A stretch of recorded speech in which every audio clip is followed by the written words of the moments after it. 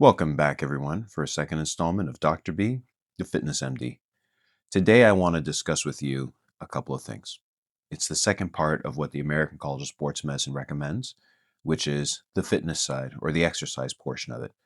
So, first of all, what is exercise? What exactly are we doing? Two, why do we need to do it? And three, how should you get started with exercising? So, we're going to touch all over these topics during this episode. So, welcome once again to Dr. B, the Fitness MD.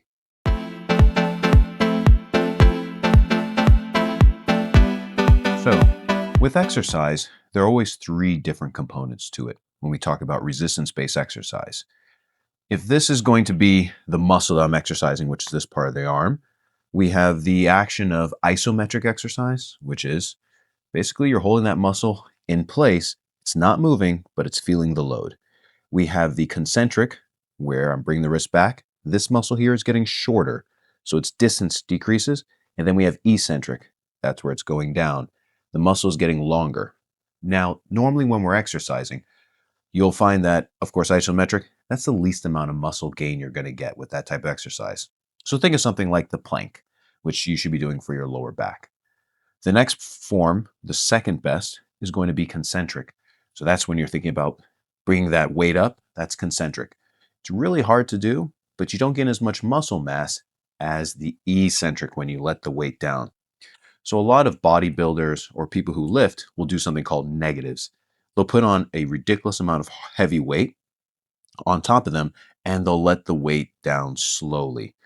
Why? Because this puts a lot of stress on the muscles and the tendons, and you can do more weight doing the eccentric part of it than you can doing the concentric where you're pushing out.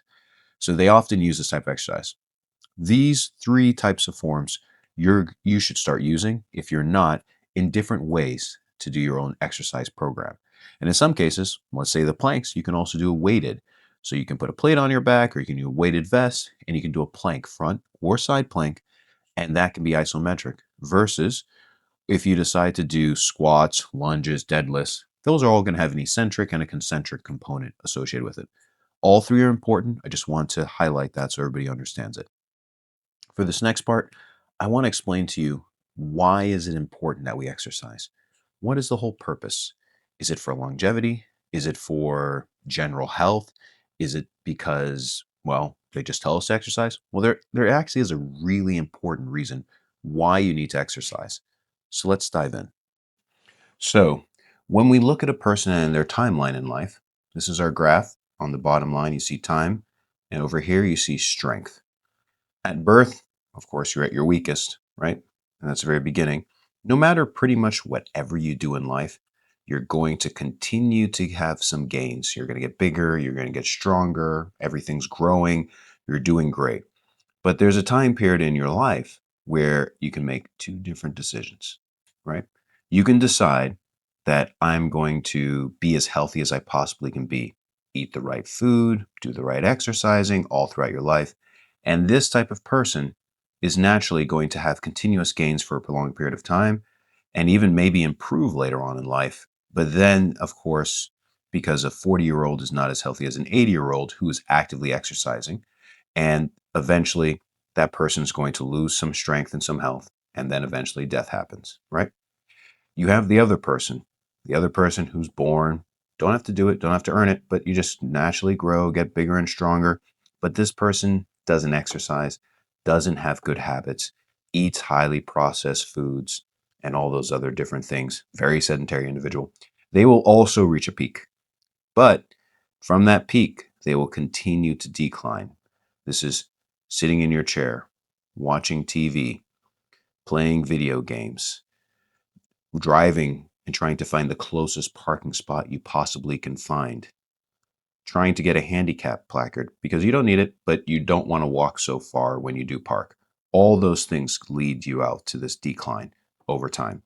And this person, being that they are the same person, and in one scenario, they're healthy doing things, in the other scenario, they're not, their lifespan will be cut short. So this is the reason why I look at these different things and I say, okay, we have the best scenario and we have the worst possible scenario over here. So now let's look at you. You as an individual. And it depends, of course, the curve depends on everyone, but for the most part, you were born, you were raised, you're now older, and some part of your life you have declined. How much has this decline happened? Has that decline happened? Are you at the peak at this moment right now? Are you not exercising and doing much, so you've decreased over time? It all depends. So now, when we look at this, we can look at it and say, what am I going to do? Am I going to be the type of person that now is going to start exercising and I'm going to get myself to a new peak, right? So you would have continued this peak if you would have just continued exercise. But I'm going to start today. I'm going to do it diligently. And if you do that, you can find that your health today, let's say you're 30, and now this is you at 35. You're eating good food, not highly processed foods, high fiber foods. You are exercising by the 300 minutes of cardiovascular exercise per week, and you are also lifting 2 to 3 days per week. You've built up muscle mass, you're losing weight, you're becoming a healthy, lean individual.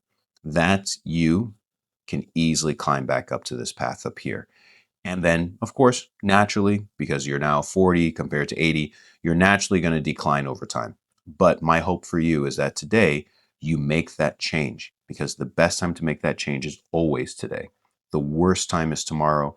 And of course, it would have been better yesterday, but that's fine. You can't change anything about yesterday. But we definitely can make you bigger, faster, stronger, and healthier tomorrow.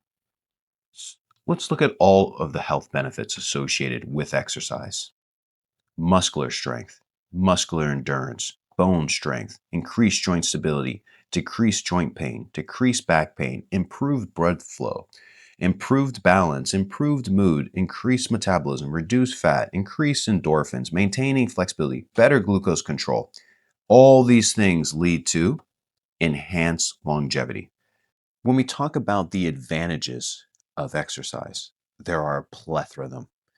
Not only does it increase muscle strength, does it increase your mood, it makes your endurance better, it does a lot.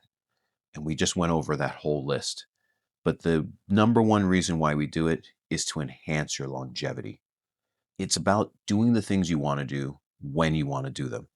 You do not want to spend your whole entire life working, making money, and then when you retire at 65, you're using a walker, you're using a wheelchair, or you're 75, and now you have to use a walker, a wheelchair, or a cane, or any of these other devices. By maintaining your strength, your quality of life will only be better longer in life. So it's all about, in the end, improving not only your longevity, but the quality of the life that you have.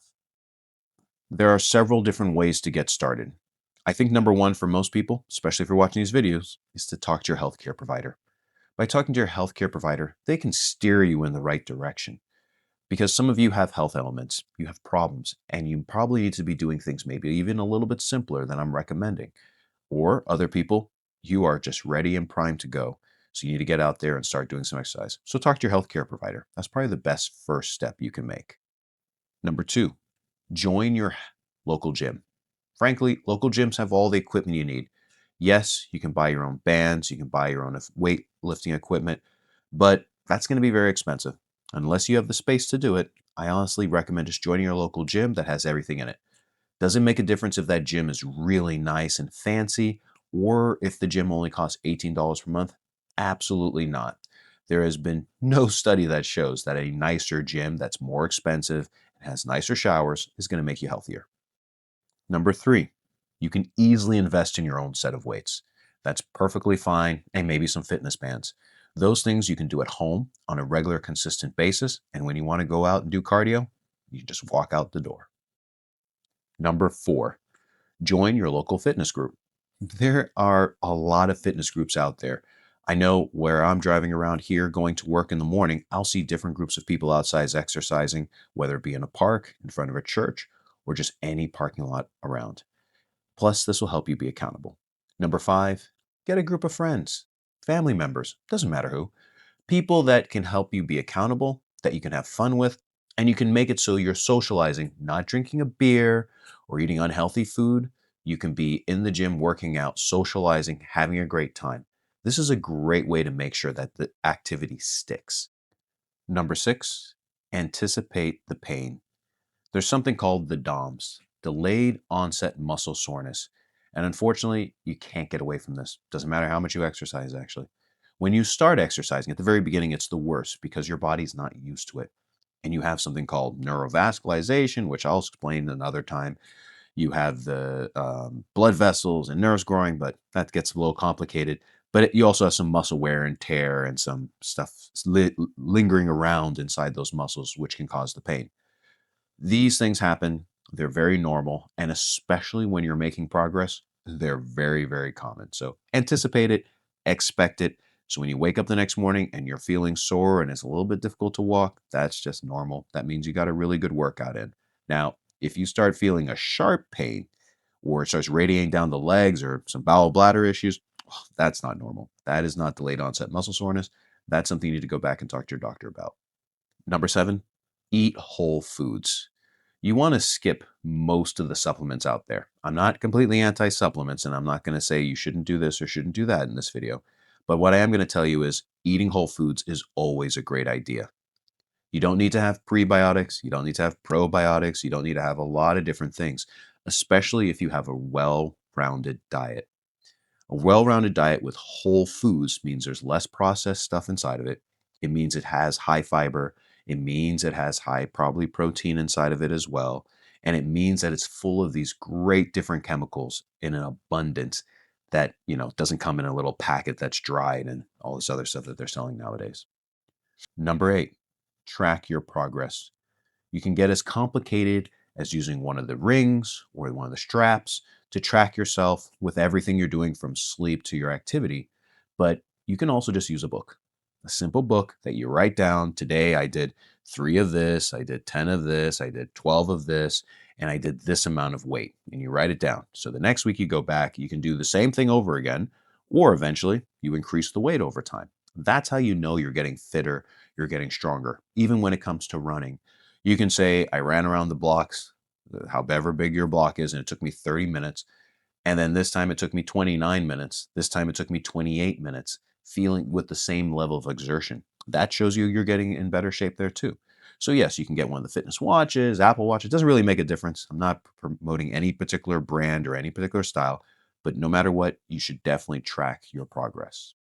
Number 9, an accountability partner. And in this case, it can be whatever you want. It can be that notebook that holds all the data about you, which you can go back to and look at and say, how often have I been writing in this book? One, and how many times have I been going there to the gym, to running, exercising, whatever you're doing? It could be one of the fitness trackers, or it could be a family or a friend. But I've given you several examples.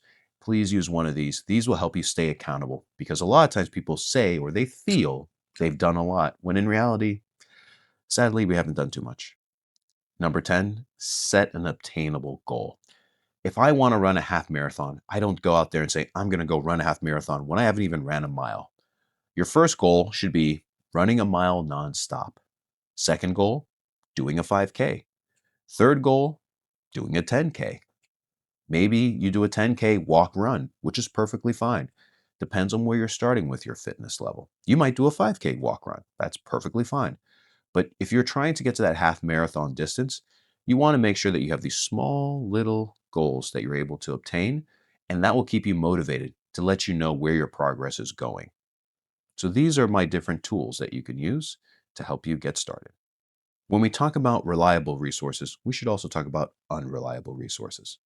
So let's talk about reliable resources. Your local gym has a professional trainer that's sitting there. They should be good at what they do. The gym did hire them. So I would go with someone that you mix with well, that you feel like it has a personality that meshes yours and can help you be accountable, but also can provide you with different information about the different pieces of equipment. That's a good resource there. Second place, probably a physical therapist. Physical therapists know a lot about the body. They are able to tease out different weaknesses that people have. And frankly, they can make it so that if you have an ailment or problem, they can maybe help you get a little bit stronger there. So then you're able to go to the gym and start exercising.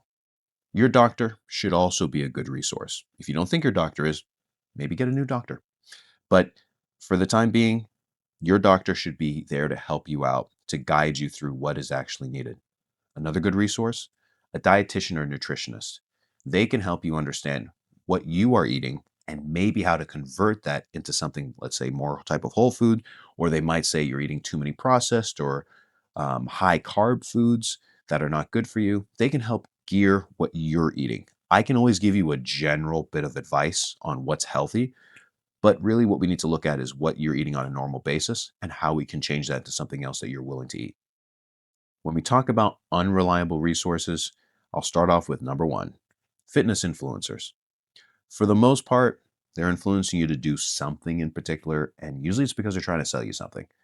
In this case, I'm not telling you to buy anything or do anything in specific that makes anybody money. The only person that's going to benefit is you.